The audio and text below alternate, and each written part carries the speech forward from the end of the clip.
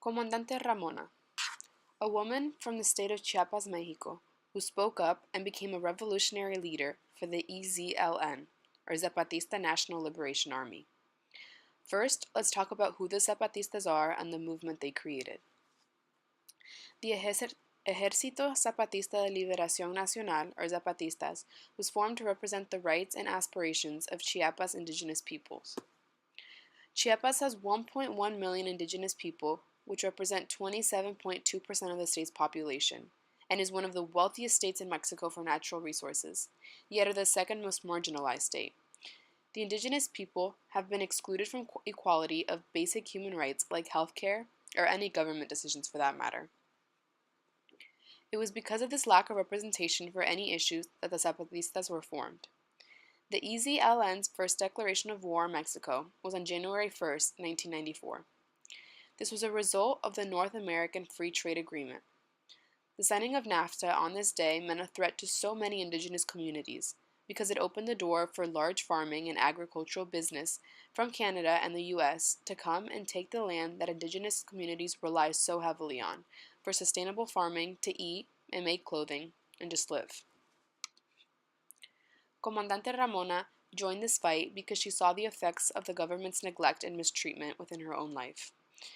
She was born in 1959 in a Tzotzil Mayan community within Chiapas. She spoke her native indigenous language and only very simple Spanish, but it was the same trait and ability that became a symbol of representation for the indigenous women, later in her professional activist career. But we will get to her focus on women's rights later. She was described as a frail peasant woman who sold artisan crafts pre-joining the revolutionary movement. Upon joining the EZLN, she became one of 7 female comandantes who was in charge of the clandestine Revolutionary Indigenous Committee. She was not a large female figure in terms of being placed as a token woman or constantly being in the public eye and giving speeches, but her actions that were public definitely showcased her power, passion, and goals of the Zapatistas in terms of women's rights.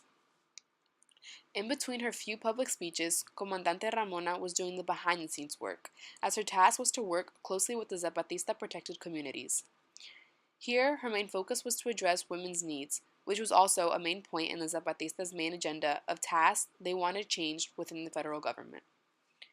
She helped indigenous women who felt silenced for generations because they believed they had to follow traditions and were assuming their respected role in the home.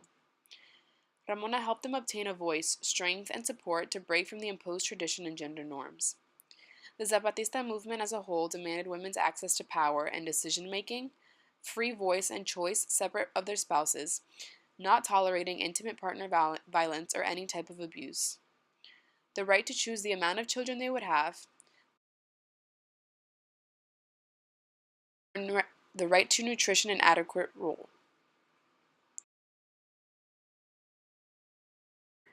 When Comandante was out of those communities and doing things that were generating national attention, she was a force.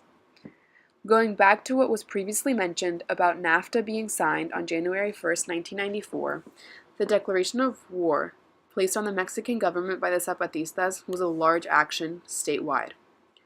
It was 11 days of violence, with the Zapatistas taking over 4 towns in Chiapas, San Cristobal de las Casas being one of them.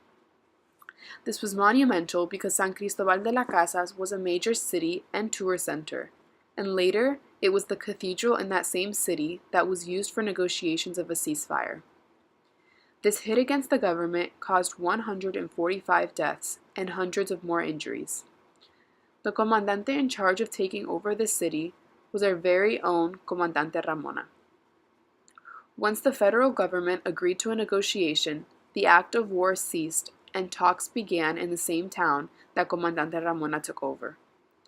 These talks took over 2 years, but the San Andres Accords came out of them, which represented a promise of equal justice that involved all parties, ultimately meaning full citizenship for all indigenous people. Surprisingly, but not really surprising at all, because, like the government or whatever. Anyway, back to the point. The Accords never made it to Congress, forcing the Zapatistas to go back to the drawing board and take advantage of the next opportunity to address the government. Comandante Ramona's main focus upon joining the movement was giving a voice to the indigenous women. These women were double silenced. both by the government with their rights as indigenous people and within their own communities for being women. The Zapatistas made equality for all a big emphasis on their platform, although it did take some adjustment of mentality from what can be considered traditional men. But they made their support known with giving women the space to speak on their own experiences, as well as create the Zapatista Women's Revolutionary Law that was made even before the January 1st attacks, that was pioneered and carried out by Comandante Ramona and Comandante Susana. On March 7, 1994, transcripts of a speech were uploaded to the EZLN website of both Comandante Ramona and Comandante Susana. And part of Comandante Ramona's speech said, "Yo conozco la situación campesina, la injusticia y la pobreza en que vive la mujer indígena en nuestro país. Por eso ingresé a la lucha armada.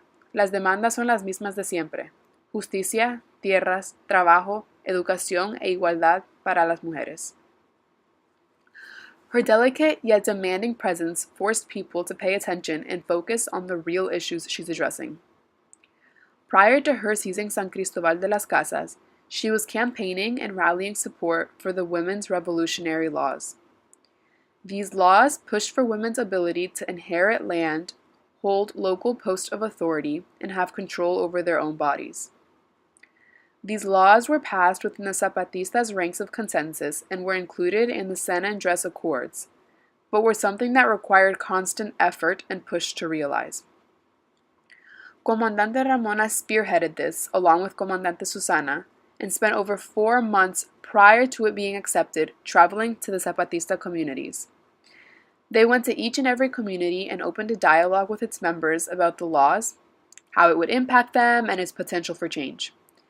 They had assemblies with the people in the communities to rally support.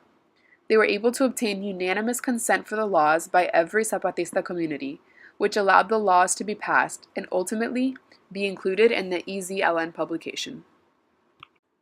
The 10 points that are outlined in the Zapatista Women's Revolutionary Law are as follows. 1. Women have the right to participate in the revolutionary struggle in the place and at the level their capacity and will dictates, without any discrimination based on race, creed, color, or a political affiliation. 2. Women have the right to work and receive a just salary.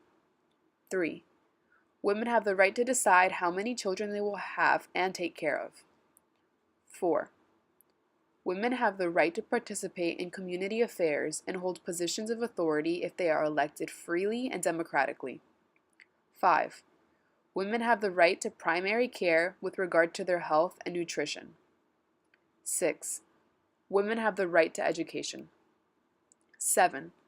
Women have the right to choose their partners and not be forced to marry. 8. No woman will be beaten and physically mistreated by either family members or strangers. The crimes of rape and attempted rape will be severely punished. 9. Women can occupy positions of authority in the organization and earn military ranks in the Revolutionary Armed Forces. And 10. Women have all the rights and obligations set out by the revolutionary laws and regulations.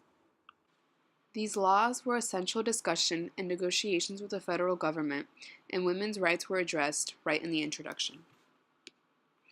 In 1996, Comandante Ramona was sent by the Zapatistas to Mexico City, where she would deliver what came to be her last speech to that scale. She was there to be a spokeswoman for the Zapatistas in the National Indigenous Congress, which she helped found. This was a historic moment because she was the first Zapatista to be granted government permission to travel outside Chiapas to the national capital and speak in person publicly. Like I have said previously, she was never much of a public speaker and preferred to work directly with the communities. But this speech in Mexico City solidified her importance and impact of the support to her indigenous community.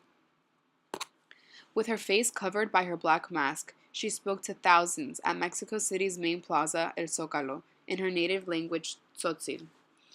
She spoke about the suffering of her community from being invaded by the military, the situation of the indigenous women, and their resistance to traditional practices. There was no translation to Spanish after her speech, which made it even more powerful because she represented 1. The indigenous pride and struggle, and 2. an Indian woman with her own voice. Comandante Ramona was ill by the time this speech took place, which was another reason why she was so absent from the public eye both before and after. She was suffering from kidney failure as a result of kidney cancer. Funds were raised so she could receive an organ transplant with a kidney donated by her brother, and was granted full immunity from the government for her to travel to go get the surgery, which prolonged her life for 10 years. The reason for the immunity was because at this time all EZLN leaders had a death sentence on them. She passed away in 2006, but was and continues to be showered with nothing less than the praise she deserves. A quote from Subcomandante Marcos about her passing. Mexico has lost one of the combative women it needs, and we lost a piece of our heart. She was the first member of the clandestine Indigenous Revolutionary Committee and of the EZLN leadership body to have died since the end of the first uprising in 1994. She was a true advocate for Indigenous women's rights and artisanship.